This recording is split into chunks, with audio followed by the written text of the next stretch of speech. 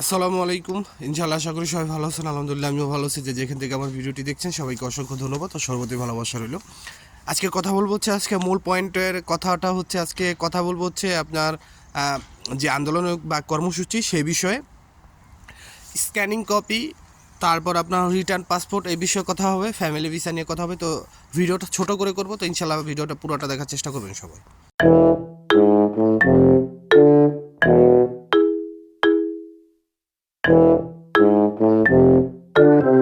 তো সব কিছুর জন্য আলহামদুলিল্লাহ প্রথমে আমি আপনার স্ক্রিনে প্রথমে আমি দুইটা দেখাই যাচ্ছে। একটা হচ্ছে হল বুকিং দেওয়া হয়েছে, আর একটা হচ্ছে যে ব্যানার বানানো হয়েছে সেই ব্যানার।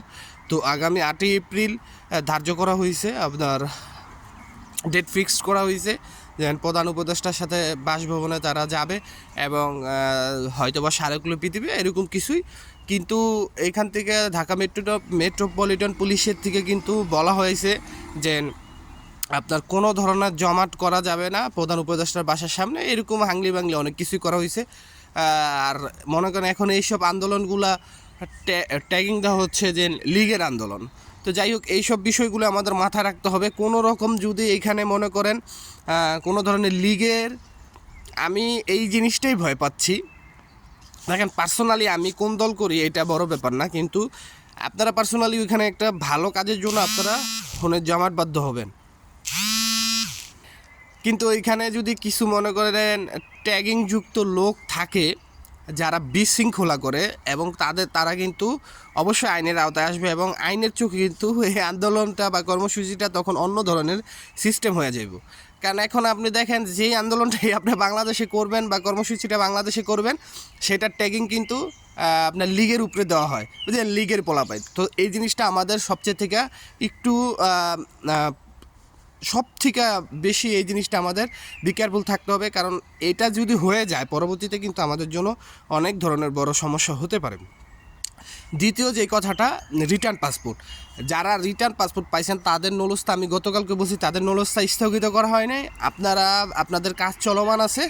আপনাদের যদি নলস্তা ঠিক থাকে, আপনারা মালিকের সাথে কথা বলেন, মালিকের কাছে কি মেল গেছে কিনা সেটা দেখেন, আস্থা ভেরাসিওনে মালিকে করা আছে কিনা, মালিকের সব কিছু ঠিক আছে কিনা এগুলা দেখেন, তাহলেই কিন্তু আপনার ভিসা পাওয়া সম্ভব। বেশিরভাগ মালিকের ডুপ সার্টিফিকেট, মালিকের ট্যাক্স সার্টিফিকেট, আর মালিকের যে আপনারা যে বাসার আলেজ্য, সেই আলেজ্যর জন্যই কিন্তু বেশিরভাগ আপনার পেরপুত্তরা থেকে মালিকের সাথে কমিউনিকেশন করে থাকে। এই দুইটা জিনিসই সবসময় যাতে ঠিক থাকে, এই বিষয়টা একটু ফলো করেন, তাহলে মনে করেন যে আপনার ভিসা পেতে সুবিধা হবে। রিটার্ন পাসপোর্টের কথা বললাম, এখন বলবো হচ্ছে যারা এখন তোর অ্যাপয়েন্টমেন্ট পান নাই 24 অক্টোবর, 18 অক্টোবর বা 14 অক্টোবরের আগে, যারা এখন তোরই অ্যাপয়েন্টমেন্ট পান না, ইমেলের মাধ্যমে অ্যাপ্লাই করছেন, তাদের কি খবর? তাদের কিন্তু অ্যাপয়েন্টমেন্ট এখনও চলমান আছে। আপনারা কেউ ভাববেন না যে আপনাদের নরস্থা স্থগিত করছে মানে বাতিল বা আপনাদের আর অ্যাপয়েন্টমেন্ট দিবে না, এটা একদম ভুল। আমি আবারও বলতেছি, এটা একদম ভুল। আপনাদের কাজ চলমান আছে। সো আপনারা যদি ইমেল করে থাকেন, অবশ্যই আপনাদের ইমেলটা চেক করেন। আমি এর আগেও বলছি, ইমেল করার পর স্পামে এবং ট্রাসে যে চেক করবেন যে আপনাদের ইমেলটা গেছে কিনা। অটো রিপ্লাই সবারই আসতে পারে, এবং যাওয়ার পরই অটো রিপ্লাই আসে, এটা ঠিক আছে। আপনার যদি মেলটা সঠিকভাবে সেন্ড হয়ে থাকে তখনই অটো রিপ্লাই আসবে, এটা ঠিক আছে, আই এগ্রি এই দিক দিয়ে। তো এই জিনিসটা আপনাদের ফলো করতে হবে। এবং আপনারা যারা এই অক্টোবরের পরে 2024 ধরেন অক্টোবরের 20 তারিখের বা 24 তারিখ 14 তারিখ যেই হোক, অক্টোবরের পরে নলস্তা হাতে পাইছেন বা আপনাদের নলস্তা বের হয়েছে, আপনাদের জন্য কিন্তু ইমেলের সিস্টেমটা না, আপনাদের জন্য এপ্রিল মাসে নতুন অ্যাপয়েন্টমেন্ট স্লট চালু করা হবে, নতুন অ্যাপয়েন্টমেন্ট সিস্টেম চালু করা হবে। সেই সিস্টেমের আওতায় আপনাদেরকে অ্যাপয়েন্টমেন্ট দেওয়া হবে। তো সেই ক্ষেত্রে আপনারা কিন্তু ইমেলটা করতে পারবেন না। যদি ইমেলটা করেন তাহলে কিন্তু এটা আপনারা অ্যাপয়েন্টমেন্ট, আশা করি আমার কথা বুঝতে পারছেন যে আপনাদের যাদের নতুন যে ডেটটা দেওয়া হয়েছে অ্যাম্বাসি থেকে, সেই ডেটের পর যাদের নলস্তা ইস্যু করা হবে, মানে ইতালি থেকে নলস্তাটা বের হবে, আপনারা যারা লাবরেটরি আছেন, মানে যারা কাজের জন্য আসবেন, তারা শুধুমাত্র ওই নতুন অ্যাপয়েন্টমেন্ট সিস্টেমেই কিন্তু অ্যাপয়েন্টমেন্টের জন্য আবেদন করতে পারবেন। আশা করি বুঝতে পারছেন। এই বিষয়টা সম্পূর্ণ শেষ হয়ে গেল।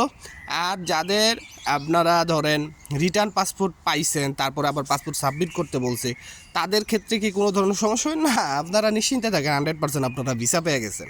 কারণ যাদের পাসপোর্ট হাতে দেওয়ার পর আবার বলবে পাসপোর্ট দিতে, তারা ভিসা পেয়েছেন। আর গতকালকে আমি একটা ভিডিও পোস্ট করছিলাম যে 1.5 বছর 2 বছর পাসপোর্ট আপনার অপেক্ষা করার পরে এখন সে ভিসা ছাড়া ইতালি মানে লিবিয়াতে ইতালি চলে গেছে।